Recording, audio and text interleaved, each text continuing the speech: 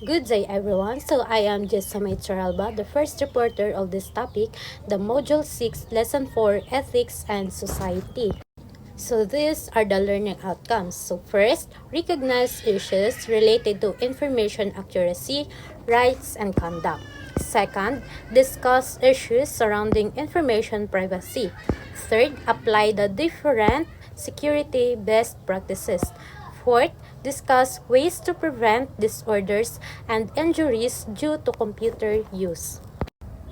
Ethics and society. Computers can be used for good or bad. Ethics are the standards of right and wrong, and computers' ethics guide proper use of technology. So, ang ethics sa IT era ay tumutukoy sa kung ano ang tama at mali sa paggamit ng technology, habang ang society naman ay ang epekto nito sa mga tao at sa buong komunidad. Sa panahon ngayon na halos lahat ay digital, gaya ng social media, online learning at communication apps. So, napakahalaga ng tamang asal at responsableng paggamit ng technology. So, halimbawa dito ay dapat nating iwasan ang pag-share ng fake news, respetuhin ang privacy ng iba, at huwag gumamit ng internet para makapanakit o makapanloko ng kapwa-tao. So, dito pumapasok ang ethics. So, ginagabayan tayo nito para gumawa ng mabuti kahit online. So, on the other hand, ang society ay naaapektuhan kung gaano or paano natin ginagamit ang technology.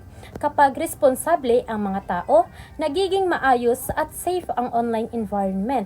So, pero kapag mali ang paggamit, tulad ng cyberbullying, hacking o pagkalat ng maling impormasyon, nagkakaroon ng problema sa lipunan. Kaya sa IT era, mahalaga ang na hindi lang tayo marunong gumamit ng technology, kundi marunong din tayong maging ethical at responsable. So, ang ethics at society ay magkaugnay. Ang tamang paggamit ng technology ay nakakatulong para sa mas maayos at makatarungang lipunan. Is information accuracy. So, information online is not always accurate, so users should be careful when using it. People often rely on data from others or companies, especially on the internet. There are also ethical concerns about changing computer outputs, especially edited images. So, ang information accuracy ay tumutukoy sa pagiging tama, totoo at reliable ng impormasyon na nakikita natin lalo na sa internet.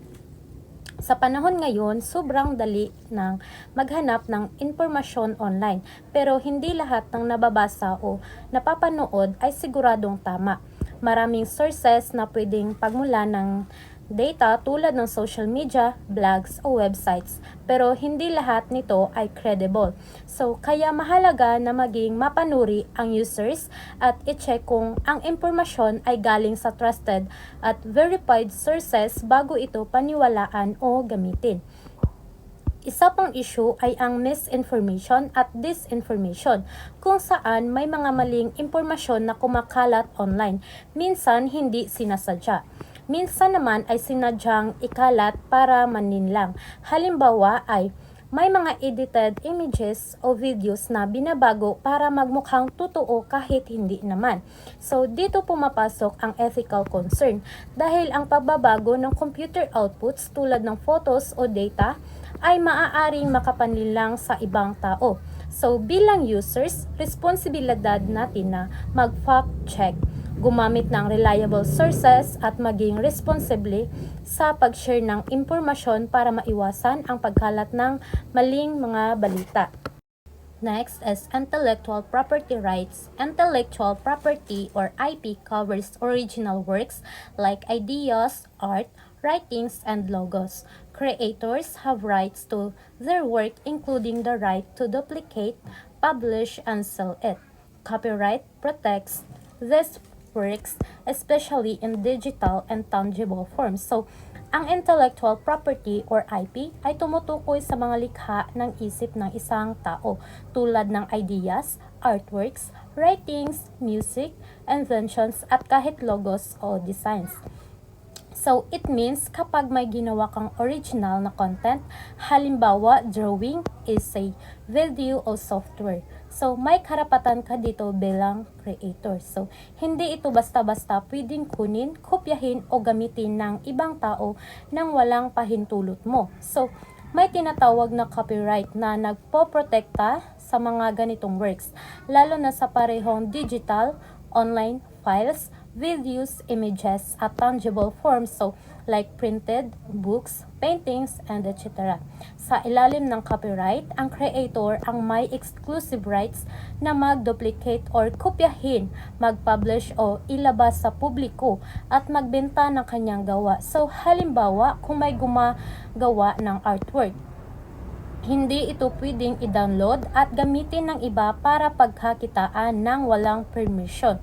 So, kaya mahalaga ang pagrespeto sa intellectual property dahil ito ay hindi lang legal issues kundi ethical din. So, pinapakita nito ang paggalang sa effort, creativity at karapatan ng ibang tao.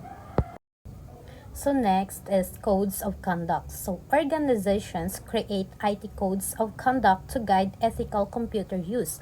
These written guidelines help determine if a computer action is right or wrong. Ang codes of conduct sa IT ay tumutukoy sa mga nakasulat na rules o guidelines na ginagawa ng isang organization o kumpanya para gabayan ang mga empleyado sa tamang paggamit ng computers, internet at iba pang technology.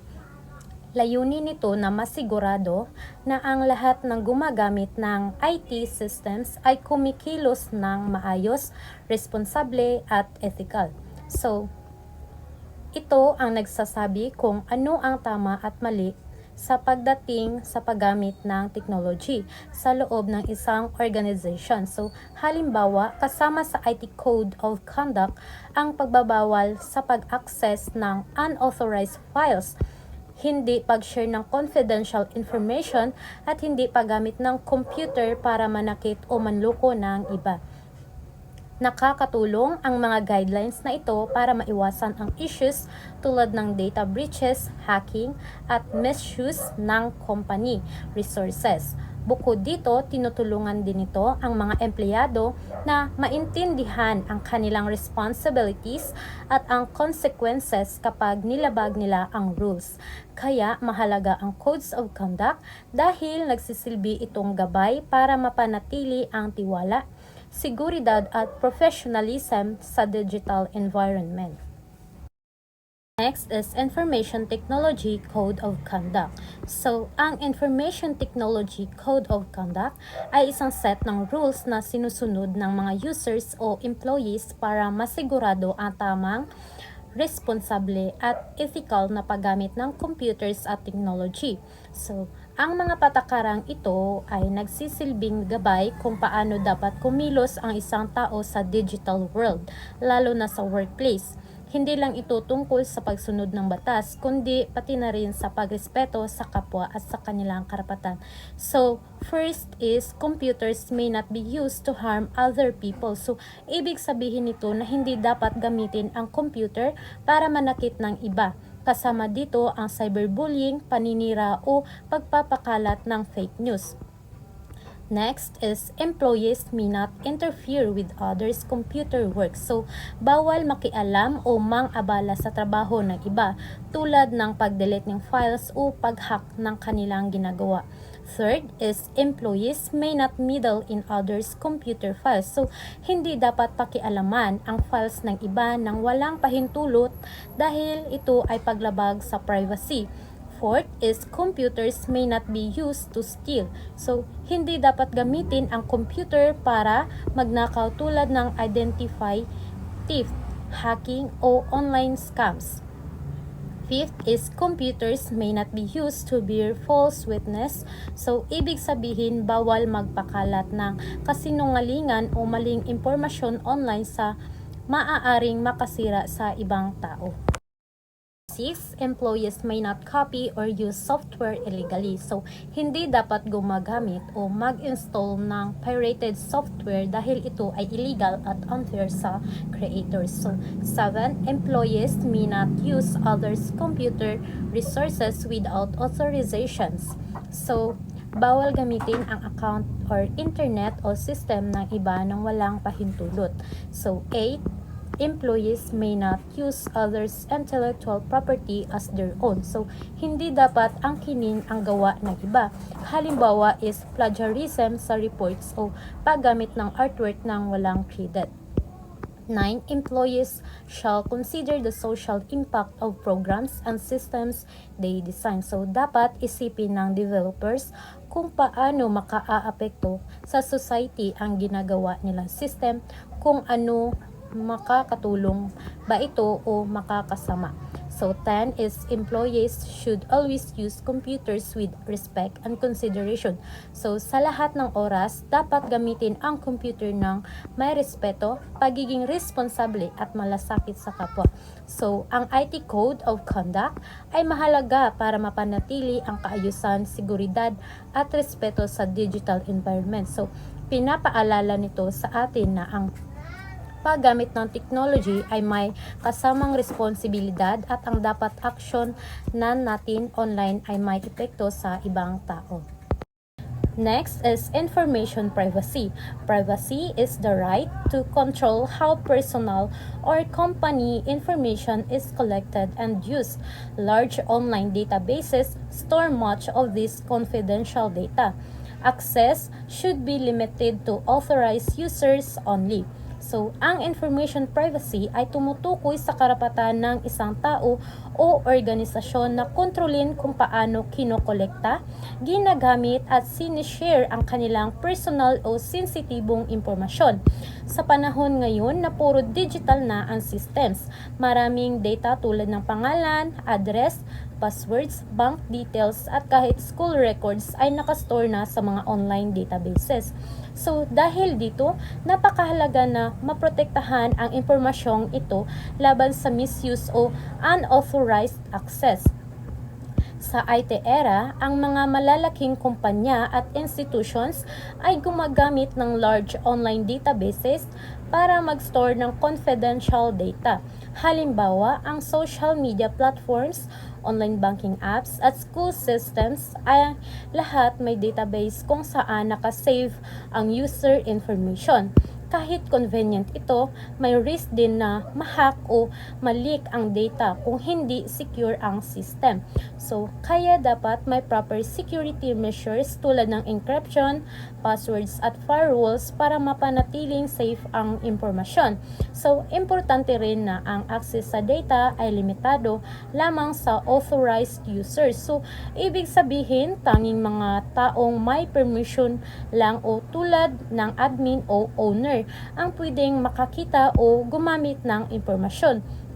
So halimbawa, hindi dapat basta-basta nakakakita ng ibang employees ng personal records ng users kung hindi naman kailangan sa trabaho nila. So kapag hindi nasunod ang mga ito, maaaring magdulot ng data breach, identity theft, o pagkawala ng tiwala ng users. So, ang information privacy ay mahalaga para maprotektahan ang karapatan ng bawat isa sa kanilang personal data. So, bilang users, responsibilidad din natin na maging maingat sa pag-share ng information online at siguraduhin na gumamit tayo ng secure platforms. Sa ganitong paraan, napapanatili natin ang safety at confidentiality ng ating data sa digital world. Next is information technology security. So, ang information technology security or IT security ay tumutukoy sa mga paraan at sistema na ginagamit para protektahan ang computers, networks at data laban sa mga banta tulad ng hacking, viruses, at unauthorized access. So, layunin nito na siguraduhin na ang impormasyon ay ligtas, hindi nababago ng walang pahintulot at available lang sa tamang tao. So, ang IT security ay parang protection ng digital world. Halimbawa, gumagamit tayo ng passwords, antivirus software, at firewalls para maiwasan ang pagpasok ng hackers o malware sa ating devices. Kapag walang sapat na security, maaaring manakaw ang personal data, masira ang system o magamit sa maling paraan ang impormasyon. So, may tatlong pangunahing layunin ang IT security na tinatawag na CIA triad. So, first, sa C is confidentiality. So, tinitiyak na ang data ay para lang sa authorized user. So, I is for integrity, is sinisigurado na ang data ay hindi nababago o nadadaya. For A is for availability. So, tinitiyak na accessible ang data kapag kailangan. Apply security best practices. Some of the threats are introduced to the network by the actions of a single user. Other threats and attacks can be more widespread in nature. This topic addresses some of the ways you can protect your computers and networks. So, ang Apply Security Best Practices ay tungkol sa mga hakbang at paraan para protektahan ang ating computers at network laban sa mga banta o cyber attacks. Sa digital world ngayon, kahit isang user lang ay pwedeng mag-introduce ng threat sa system, tulad ng pag-click sa malicious link, pag-download ng infected file, o paggamit ng weak password. May mga banta rin na mas malawak ang epekto tulad ng viruses, ransomware at network hacking na pwedeng makaapekto sa maraming users o buong system. Para maiwasan ito, mahalaga na sundin ang mga security best practices. Ilan sa mga halimbawa ay first, gumawa ng strong passwords at regular na palitan ito. So, iwasan ang madaling hulaan na password tulad ng 1, 2, 3, 4, 5, 6 o password. Next, or second is i-update ang software at operating system. Ang regular updates ay may kasamang security patches para iwasan or maiwasan ang vulnerabilities. So, third is gumamit ng antivirus at firewall. So, dito is protection ito laban sa malware at unauthorized access. So, fourth is huwag basta-basta mag-click sa unknown links o email attachments para ito ay karaniwang paraan ng pagpasok ng malware sa system. So, panglima is limitahan ang access sa importanteng files at network. So, tanging authorized users lamang ang dapat makagamit ng sensitibong impormasyon. So, pang-anim is regular na pag-backup ng important files. So, para may kopya kung sakaling maaapektuhan ng attack ang original data. Next is type of user account. So, the first type of user account is the administrator account. So, complete administrative access to a computer. This is the most powerful account on a computer and should be protected with a strong password. In some situations, you might also consider renaming this account. So, ang administrator account ay may complete administrative access sa isang computer o system. Ibig sabihin, kaya nitong gumawa ng anumang pagbabago sa system, tulad ng pag-install ng software, pag-update ng settings, at pag-manage ng iba pang user accounts, at pag-access sa lahat ng files. Dahil sa sobrang kapangyarihan nito, ito ang pinakamalakas at pinaka-importanting account sa isang computer. Kaya dapat itong secure at protektado ng strong password para maiwasan ang unauthorized access. Sa ilang sitwasyon, may mga experts na nagre-rekomenda na i-rename ang administrator account para mas mahirap itong matarget ng hackers. Halimbawa, sa halip na pangalang administrator, pwede itong gawing ibang pangalan na hindi halata. Sa ganitong paraan, napapataas ang security ng system at mababawasan ang risk ng cyber attacks. So, ang administrator account ay parang boss ng computer. May kapangyarihang gumawa at magbago ng lahat. Kaya, kailangan itong gamitin ng responsable at protektahan ng mabuti. Next is standard user account. Access to use most of the computing software on the computer. However, higher permission is required to uninstall or install software and hardware. This account also limits the configuration of security settings, operational settings, and deletion of necessary system files. This account is sometimes referred to as a non-privileged user account. So, ang standard user account ay isang uri ng user account kung saan may access ang user sa karamihan ng mga software at application sa computer. Maaari nilang gamitin ang mga programs para sa araw-araw na trabaho o personal na gawain.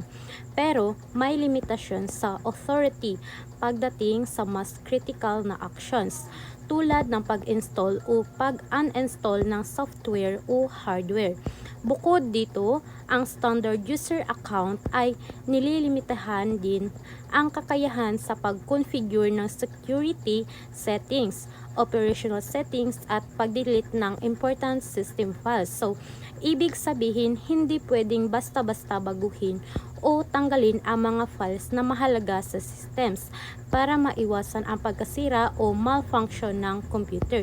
So, dahil dito, tinatawag din itong non-privileged user account. So, ang pangunahing layunin nito ay protektahan ang system mula sa mga hindi sinasadyang pagbabago o aksyon na maaaring makaapekto sa buong computer. So, sa ganitong paraan, nagkakaroon ng balanse o nagagamit pa rin ng user ang computer ng maayos, pero nananatiling ligtas ang system at data. Next type of user account is guest. So, limited computer access to individuals without a user account. By default, the guest account is disabled when you install the operating system. You enable this account only if you want to permit users to log on as a guest. So, ang guest account ay isang uri ng user account na may limitadong access sa computer at kadalasang ginagamit ng mga tao na walang sariling user account. So, ibig sabihin, pwedeng makagamit ang guest ng basic functions ng computer, pero may restrictions sa kung ano ang pwedeng i-access o baguhin. Sa default settings, ang guest account ay disabled kapag nag-install ka ng operating system. Ito ay maprotektahan ang computer mula sa unauthorized access at security risk. Kung gusto mo naman na payagan ang ibang tao na mag-login bilang guest, kailangan mo itong i-enable manually. Ang guest account ay karaniwang temporary account, ideal para sa visitors o taong kailangan lang gumamit ng computer ng panandalian. Hindi pwedeng mag-install ng software, baguhin ang system settings o tanggalin ang important files. Dahil dito, ang account na ito ay nakakatulong protektahan ang systems at data, habang nagbibigay pa rin ng limited access sa mga temporary users. So, ang guest account ay parang pansamantalang key sa computer. Makakapasok ka pero hindi mo basta-basta mababago ang mga mahalagang bagay sa loob ng systems. Good day everyone, so I'm Juliet S. Vizca and I will be the last reporter of this topic. My topic is all about authentications. So, this is a user nga process of verifying kung kinsa jud ka. Before ka magka-access sa system or network. So, example, mag-login ka sa Facebook, pangayuan ka Facebook user, password, mo na ang ginatawag na authentication. So, second is authentication factors. So, there are different ways para ma-prove imong identity. Usually, gina-combine ni sila multi-factors authentications para mas secure. So, nasa 3 factors. Something. First is something you know. Second, something you have. And third, something you are. Si something you know is kanang like password or PIN. Si something you have is like ID, phone, or key. Si something you are like fingerprint or face password. Mas daghan og factors, mas lisod nga ma-hack imong account. password management's best practices. You should always change any difficult password to strong password to protect. So, in this task about how to properly made, had you passwords para ma-save imong data. So, kinahanglan maghimo ka og another password nga lisod kang dili siya sa uban mahibaw-an og dugay siya ma-hack siya for other accounts. Create a strong password. So, to create a strong password, use at least 7 characters with a mix of letters, numbers, and symbols. So, create a strong password, kinahanglan dili siya sayon maibaw-an sa tanan. Then, mogamit ka og password within 7 characters. Then, naa siya symbols og letters, number. Then, for example, is dili ka mogamit og common password like password 123. Then, pwede pud ka magamit og password within personal information kanang imuhang birthday, names, o imuhang year. Cloud storage best practices. Cloud storage is a popular way to back up and share data.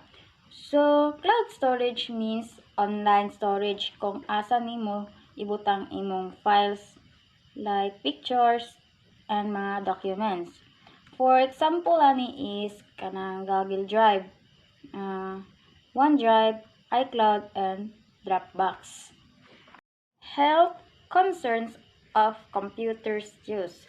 Kani kay about sa health effects sa paggamit sa computers. Then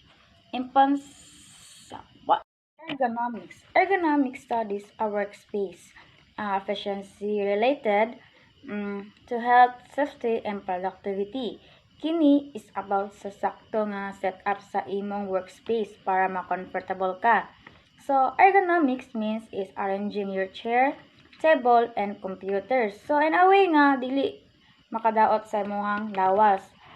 Dapat sakto ang height sa imong chair o table. So, kini kay comfortable ka and malikayan ang sakit sa lawas while nag-computer ka. Ergonomic best practices. Making your workspace comfortable, safe, sasakto sa lawas, and best practices means the best way to do it.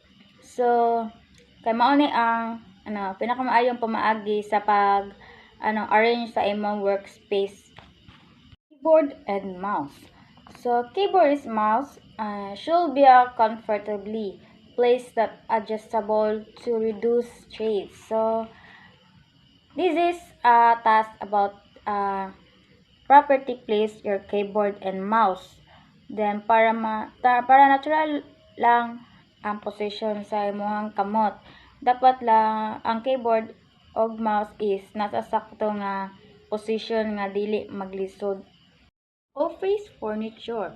Office chair and desk should be adjustable and support proper posture. Focus niya sa office furniture is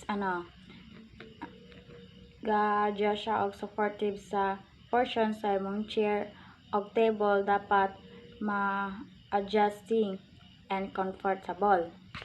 Monitor. Monitor, the top of the monitor needs to be eye level to reduce eye and neck. So, dapat mas layo gamay ang computer sa imong posisyon para dili kayo makadaot sa imong mata sa pag-atubang sa computer. Labaw na inig overtime sa pagbabad sa computer. Computing. Green computing is a focus on reducing electricity use and environmental waste from computers. So, green computer is about using computers in an eco-friendly way. Sa pasabot, paggamit og computer nga dili makadaot sa kalikupan like pagtipid og kuryente. Computing. So green computing is proper disposal, avoid strong old computers and device at home. So this is expose are recycle and save energy. So sakto ang paglabay sa mga daang nga computers kay naa ni sila sagol nga chemicals and delikado sad ni siya. Mas maayo kang ilabay na siya or recycle and also i-off ang computers and use sleep mode para makatipid og kuryente. Green computing suggestion.